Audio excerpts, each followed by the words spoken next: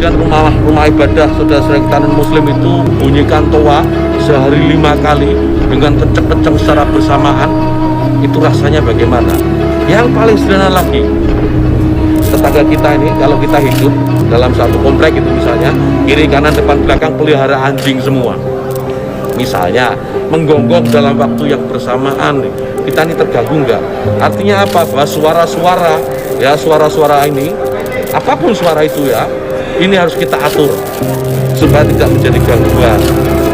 Ya, speaker di musola masjid monggo dipakai, silahkan dipakai, tetapi tolong diatur agar tidak ada yang merasa terganggu, agar niat menggunakan toa, menggunakan speaker sebagai sarana, sebagai wasilah untuk syiar, melakukan syiar tetap bisa dilaksanakan tanpa harus mengganggu mereka yang mungkin tidak sama dengan keyakinan kita.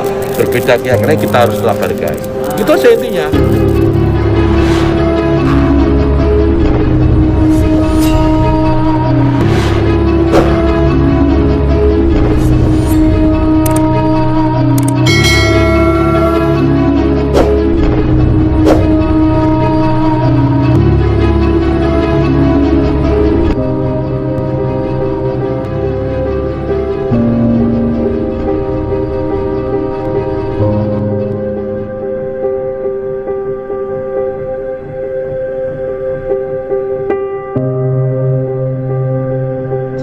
Musola menggunakan toa tidak, silahkan, karena kita tahu itu bagian dari syiar agama Islam ya, tetapi ini harus diatur, tentu saja diatur bagaimana volume speakernya gitu, toanya itu nggak boleh kenceng-kenceng, 100 desibel maksimal, diatur bagaimana kapan mereka bisa mulai menggunakan speaker itu sebelum adzan dan setelah adzan, bagaimana menggunakan speaker di dalam dan seterusnya. Tidak ada pelarangan.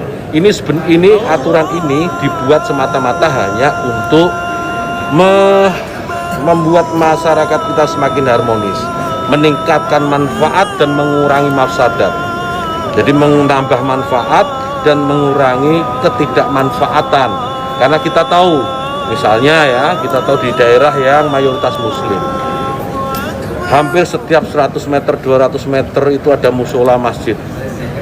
Ya, bayangkan kalau kemudian dalam waktu yang bersamaan mereka semua menyalakan toanya di atas, kayak apa? Itu bukan lagi syiar, tapi menjadi gangguan buat sekitarnya. Kita bayangkan lagi, kita ini muslim, saya ini muslim, saya hidup di lingkungan non muslim. Ya, kemudian rumah ibadah saudara-saudara kita non muslim itu bunyikan toa sehari 5 kali dengan kenceng-kenceng secara bersamaan, itu rasanya bagaimana? Yang paling sederhana lagi, tetangga kita ini kalau kita hidup dalam satu komplek itu misalnya kiri kanan depan belakang pelihara anjing semua, misalnya menggonggong dalam waktu yang bersamaan, kita ini terganggu nggak? Artinya apa? Bahwa suara-suara ya, suara-suara ini, apapun suara itu ya, ini harus kita atur supaya tidak menjadi gangguan.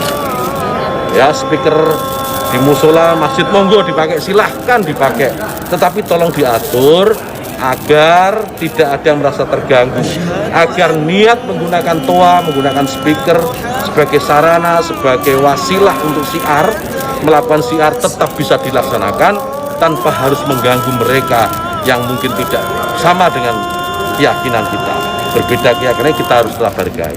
Itu aja intinya.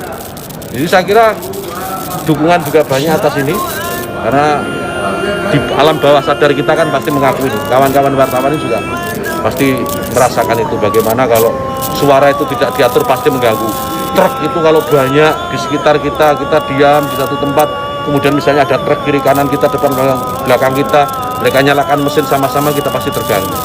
Suara-suara yang tidak diatur itu pasti akan menjadi gangguan untuk kita.